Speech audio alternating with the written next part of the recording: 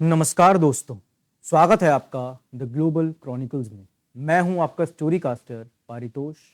आज मैं आपके लिए दुनिया की सबसे टेरिफाइंग और अनसॉल्व्ड मिस्ट्रीज में से एक लेकर आया हूं। इमेजिन कीजिए एक ऐसा किलर जो ओपनली पुलिस को चैलेंज करे, न्यूज़पेपर को थ्रेटन करे और फिर भी कभी पकड़ा ना जाए। ये रियल स्टोरी है जिसने 1960s में अमेरिका को हिला कर रख दिया था। तो आज की ये कहानी है द ज़ोडिएक किलर की, एक ऐसा साइकोपैथ जिसकी आइडेंटिटी 50 साल से भी ज़्यादा टाइम से एक मिस्ट्री बनी हुई है। तो चलिए शुरू करते हैं ये बोन चिलिंग जर्नी। 20 दिसंबर 1968 की रात कैलिफोर्निया के बेनिसिया में लेक हरमन रोड पर दो टीनेजर्स अपनी पहली डेट एंजॉय कर रहे थे, बेटी लो जेंसन एंड डेविड फेरेडे। अचानक एक कार उनके पास आकर रुकती है। एक आदमी बाहर निकलता है और बिना किसी वार्निंग के उन्हें शूट कर देता है। ये कोई रॉबरी नहीं थी दोस्तों, सिर्फ एक कोल्ड ब्लडेड एग्जीक्यूशन था, बिना किसी मोटिव का। पुलिस को लगा कि ये एक आइसोलेटेड इंसिडेंट है, लेकिन ये तो बस एक शुरुआत थी। ऑलमोस्ट 7 महीने बाद 4 जुलाई 1969 को वेलेखो में एक और कपल को टारगेट बनाया गया, डार्लिन फेरिन एंड माइकी मैकगो। उनके कार में एक आदमी आया और बिना कुछ बोले फायरिंग शुरू कर दी।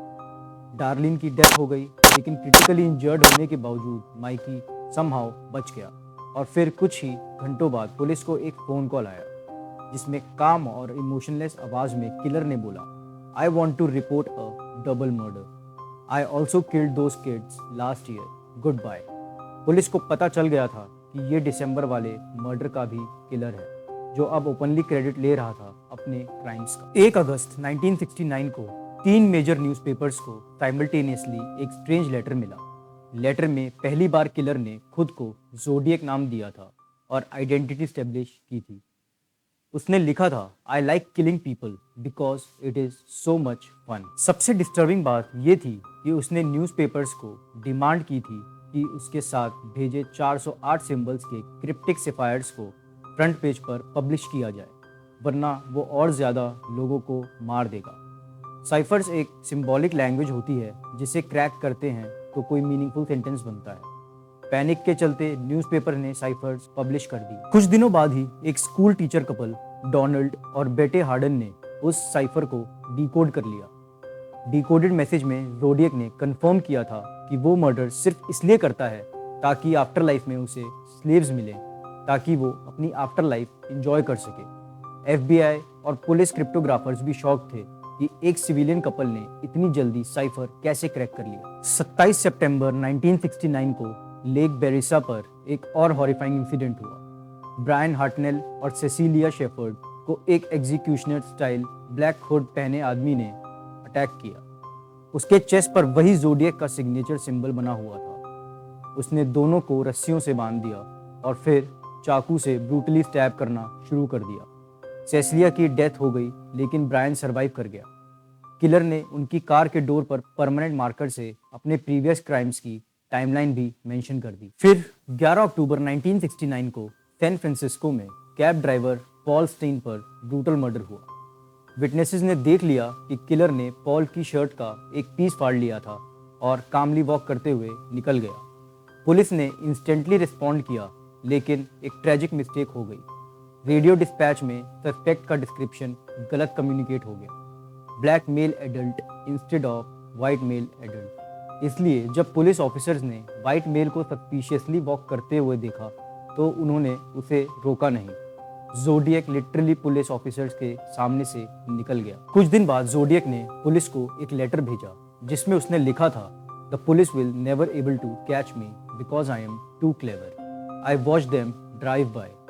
उसने पॉल स्टीन की ब्लड सोक्ड शर्ट का पीस भी प्रूफ के तौर पर पुलिस को भेजा। अगले कुछ सालों में ज़ोडिएक ने टोटल 18 कंफर्म लेटर्स भेजे, जिसमें थ्रेट्स, टॉन्ट्स और साइफर्स थे। एक लेटर में उसने क्लेम किया था कि उसने 37 पीपल को मारा है, लेकिन पुलिस को ऑफिशियली सिर्फ 5 कंफर्म मर्डर्स और 2 कंफर्म्ड अटैक्स पता थे। सबसे फेमस साइफर Z340 था, जो 51 साल तक अनसॉल्व रहा, लेकिन दिसंबर 2020 में एक international team of code breakers ने आइस ब्रेक किया। डिकोडेड मैसेज में ज़ोडिएक ने लिखा था कि वो पुलिस को उसे पकड़ते हुए देखकर मज़े कर रहा है और वो मौत से नहीं डरता। पुलिस ने कई लोगों को पकड़ा, लेकिन उनमें से सबसे स्ट्रॉन्गेस्ट सस्पेक्ट था आर्थर ले एलन, जो एक फॉर्मर स्कूल टीचर था। पुलिस को कई सस्पिशियस थिंग्स मिली उसके बारे में। उसके पास ज़ोडिएक ब्रांड वॉचेस थी, हैंडराइटिंग सिमिलर थी और फिजिकल डिस्क्रिप्शन भी मैच करती थी। लेकिन सबसे बड़ी प्रॉब्लम ये थी कि एलन का डीएनए और फिंगरप्रिंट्स ज़ोडिएक के लेटर पर मिले डीएनए और प्रिंट से मैच नहीं हुए।